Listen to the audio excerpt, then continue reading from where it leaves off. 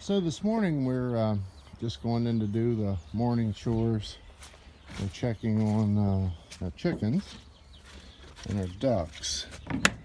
This is this little chicken house we bought, or didn't buy, we built it. So let's see what's going on in here today. So these are some egg chickens we have. Isa Browns and the white leghorns. The Isa Browns will lay brown eggs. The white leghorns will lay jumbo white eggs. Over there in the corner, I don't know if you can see it. I don't know why they're huddling so much. They are what's called Jersey Giants. They're very, very big chickens. I think maybe they might be a little intimidated by these slightly larger chickens, but they will lay very big eggs. We've got windows in this chicken house, kind of in all windowed sides. The chickens won't live in here permanently.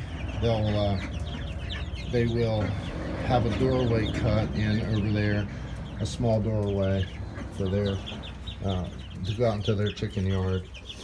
If you come over here, this is a little group of ducks that we have, and this is their area. That's going to be a door into the duck yard, which will have a small pond in it for them. Always like ducks; they're a lot of fun, and they do lay good eggs. People really like duck eggs. We do have one little duck here. He's hiding behind the water. There he is, the little yellow duck. He's going to be a white Peking when he gets bigger, but unfortunately he's crippled. He came that way. Come here, bud. Get through there. Go on. Get through. There you go. He's having trouble with his legs, and we're hoping that he'll outgrow it. He gets around pretty well. He can get to his food. So we're going to give him a chance, and hopefully he'll outgrow this. If not, he's going to be a pet for sure. We're not going to do anything to get rid of him. He's going to stay. These ducks are, as I said, white Pekings. They're khaki camels. They're lighter browns. The darker ones are Rowans, which look like mallards. That's our duck yard. We actually are in a brooder house. We have an additional, I believe it's 8 chickens. They're called Brahmas. They're beautiful but huge, and they've got feathers on their legs down by their feet. And we also have 6 African geese, which we will keep as watchdogs. Anyone comes in the yard, they go crazy. They honk and they let you know someone's here or a predator. But once we build their outside yard, once we build the outside yard for them, they'll have access with the ducks to the pond, and they'll be able to see people coming and going. Some things we did into this chicken house: we like the hanging feeders. As you can see, it's been still a little chilly at night, so we do keep a heat light in each section just in case they do get cold. The little ones over there, I think they're huddling because they're more intimidated by the larger chickens. The irony is they're going to be twice or 3 times bigger than these will ever be. A couple of things we did: that's the nesting box. That'll have a shelf put on it, and it'll be divided. This will have a nesting box in it too for the geese and the ducks. You might notice the water for the ducks is sitting over an opening in the floor. It's got a heavy, we used to call it rat wire when I was growing up. It's very heavy, small square wire. I'm going to try to let you see it. I don't know if you can see it at that angle, but ducks are messy. They play in the water as much as drink it. So that's to let most of the water drain, so we're not having to put new chips in every other day where they are. And there's our little buddy. He seems to be healthy, seems to be happy. He just his legs aren't working too well. So, like I said, sometimes if they grow so fast, the muscles get weak. We're hoping he's going to outgrow it. We haven't talked to our farm vet yet. When she comes up and looks at the horses and does their yearly shots, which won't be too long, we'll have him looked at and see what she thinks. She's a real country vet.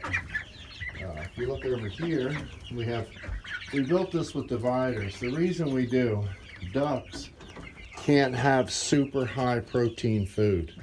They need a good food, about 17%, where the chickens are eating a 20% food.